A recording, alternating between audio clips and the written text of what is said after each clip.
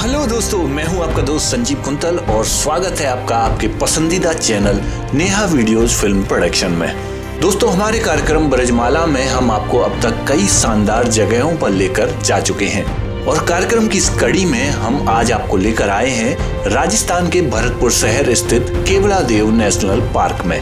इसे घना के नाम से भी जाना जाता है। यहाँ हम आपको इसकी खूबसूरती के साथ अनेकों प्रकार के देसी विदेशी पक्षियों को दिखाएंगे और साथ ही जानेंगे इससे जुड़ी कुछ दिलचस्प बातें और इसके पूरे इतिहास के बारे में भी। तो इसलिए आप इस वीडियो को अंत तक जरूर देखिएगा। दोस्तों, भरतपुर शहर से 2 किलोमीटर दक्षिण पूर्व दिशा में स्थित ये पार्क पक्षियों के लिए स्वर्ग कहा जाता है। जैसे ही आप इस पार्क में प्रवेश करेंगे तो आपको प्रवेश द्वार के पास टिकट काउंटर मिलेगा, जहां से आप टिकट लेकर पार्क में प्रवेश करेंगे। पार्क के आसपास पूरे एरिया में साइलेंट जोन है, इसलिए आप पार्क के अंदर अपने निजी वाहन से नहीं जा सकते। इसके लिए पार्क के नजदीक आपको पार्किंग की सुविधा मिलेगी, जिसमें आप अपना वाहन खड़ा करके रिक्शों या साइकिल के जरिए पार्क में प्रवेश कर सकते हैं। इस पक्षी उद्यान में हजारों प्रकार के पक्षी आपको देखने को मिलेंगे। खास तौर पर सर्दियों के मौसम में यहाँ कई प्रवासी पक्षी सैकड़ों हजारों किलोमीटर का सफर करके दूर दूर से उड़कर आते हैं। ये पक्षी आपको यहाँ साल भर देखने को मिलेंगे और इसी कारण पूरे विश्व से पक्षियों को प्रेम करने वाले वर्ल्ड वॉचर यहाँ आते हैं। साल भर यहाँ देसी विदेशी पर्यटक पक्षियों को निहारते आपको यहाँ मिल जाएंगे।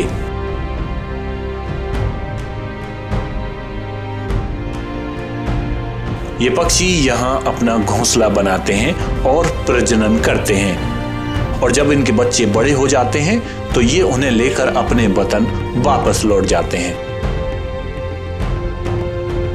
यहाँ उन्हें पर्याप्त मात्रा में भोजन आसानी से मिल जाता है। ये सभी अपने अपने झुंड में रहते हैं और एक साथ भोजन की तलाश करते हैं। यहाँ आपको पक्षियों के अलावा अन्य जानवर भी देखने को मिलेंगे। सन 1971 में राजस्थान के इस राष्ट्रीय पक्षी उद्यान को एक संरक्षित पक्षी अभयारण्य घोषित किया गया। अब जरा हम इसके इतिहास के बारे में भी जान लेते हैं। दोस्तों, ये पक्षी अभयारण्य सैकड़ों वर्ष पुराना है। इस पक्षी अभयारण्य क्षेत्र में एक प्राचीन शिव मंदिर है जिसका नाम केवलादेव है और इसी आधार पर इसका नाम केवलादेव पक्षी अभयारण्य पड़ गया।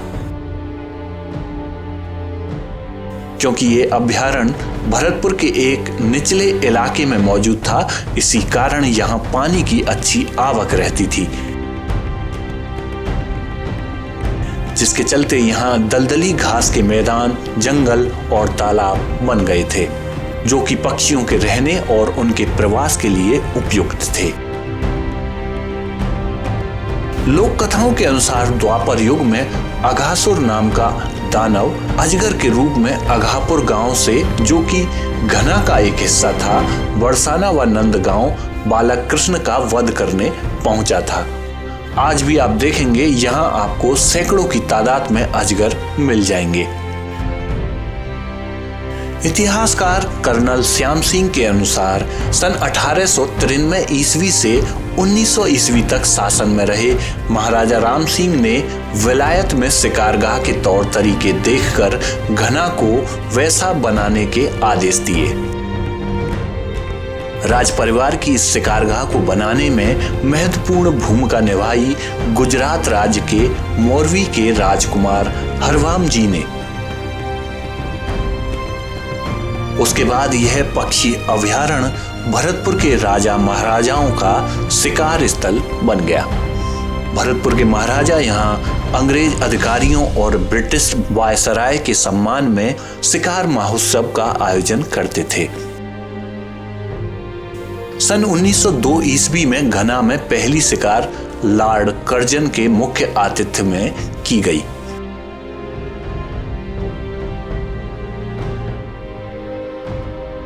पार्क के अंदर केवलादेव मंदिर के समीप आपको कुछ शिलालेख देखने को मिलेंगे। इन शिलालेखों में आपको यहाँ किए गए शिकारों के बारे में पूरी जानकारी मिलेगी।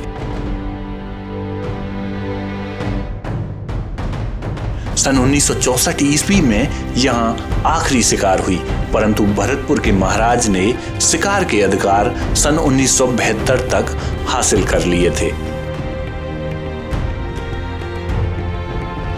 1977 से 1982 ईस्वी के दौरान इसके चारों तरफ दीवार लगा दी गई।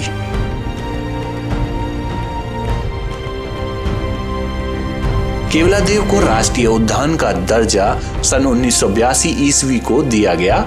इसके बाद 1985 में एक बड़ा बदलाव आया और इस पक्षी उद्यान को वर्ल्ड हेरिटेज साइट घोषित किया गया।